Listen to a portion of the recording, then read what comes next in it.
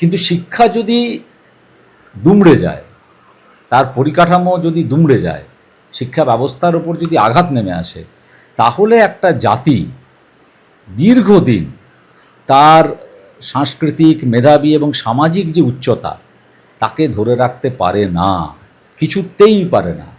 পশ্চিমবঙ্গ এবং বাংলা যে এগিয়েছিল, তার একটা বড় কারণ ছিল কিন্তু আমাদের এই মানে শিক্ষার জগৎটাকে আমরা খুব আদর করে, যত্ন করে লালন পালন করেছিলাম। তার প্রভাব পড়তো অন্যান্য ক্ষেত্রে। মাথা উঁচু করে অন্য রাজ্যে যখন আমরা যেতাম, আমরা যেতে পারতাম। আজ যেতে পারি না।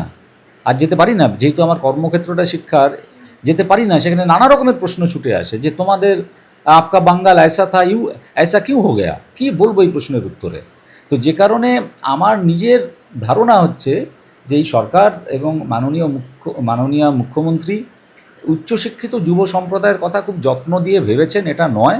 আমি অনুরোধ করব